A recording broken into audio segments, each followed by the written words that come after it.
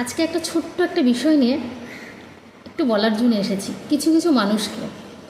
আচ্ছা, এই যে ফেসবুকে যে ভাইরাল যে মেয়েটি দোলা নাম, তো ওই মেয়েটির বাচ্চা হয়েছে। তো বাচ্চা হওয়ার পর 3 দিনের দিন সে যখন বাড়ি ফিরে আসছে, তখন সে রাস্তায় দাঁড়িয়ে ম্যাগি খাচ্ছে। আর খুব সুন্দর করে ভীষণই সুন্দর করে শাড়ি পরে সেজে গুজে আসছে। কি মিষ্টি লাগছে দেখতে মেয়েটাকে, ভীষণ সুন্দর লাগছে। একটা সদ্য মা হওয়া, তার শরীরে কতটা স্ট্রেস, ঠিক আছে, সে কতখানি কষ্টে আছে, সে এত কষ্টের মাঝেও নিজেকে ভালো রেখেছে। এটা কটা মেয়ে পারে বলুন তো? আর তার থেকেও বড় কথা, যে ওই মেয়েটা যে নিজেকে ভালো রেখেছে সেটা কিন্তু তার সম্পূর্ণ শ্বশুরবাড়ির সহযোগিতায়। ভাবুন যে শ্বশুরবাড়ির লোকজন বা তাদের মানসিকতা কতখানি ভালো, তার বাবার বাড়ির মানসিকতা কতখানি ভালো, যার জন্য মেয়েটা ওইরকম একটা সিচুয়েশনে থেকেও এতটা ভালো থাকতে পেরেছে।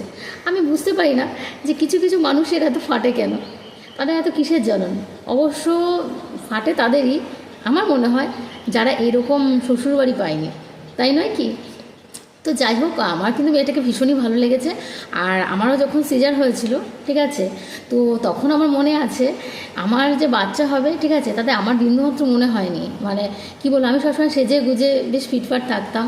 ইভেন আমি যেদিনকে নার্সিংহোম থেকে বাড়ি ফিরেছি, সেদিনকে আমার মা মাছের ঝোল দিয়ে 1 থালা ভাত দিয়েছে। আমি নার্সিংহোম থেকে এসে 1 থালা ভাত খেয়েছি মাছের ঝোল দিয়ে। হ্যাঁ, আর আমাকে তো দেখে মনেই হয়নি যে আমার সিজার হয়েছে বলে, ঠিক আছে, আমার 2 মাকে দেখে মনে হয়েছিল সিজার হয়েছে। তো যাই হোক, আমার মনে হয় যে কাউকে নিয়ে এভাবে কমেন্ট করাটা কখনো উচিত না।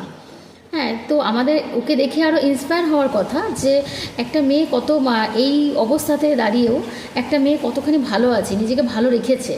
তো ওকে দেখে আমার মনে হয় শেখাটা উচিত সকলের। ওকে নিয়ে এত না চর্চা করাটাই বোধহয় ভালো, নিজের চরকাতে তেল দেওয়াটাই উচিত আমাদের প্রত্যেকে। তো যাই হোক, প্রত্যেকে তো ভাইরাল হতে চায়।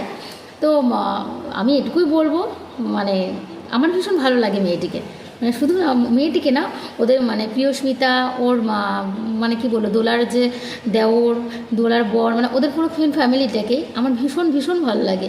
আর ওদের 2 বউয়েরকে তো আমার ভীষণ ভীষণ মিষ্টি লাগে।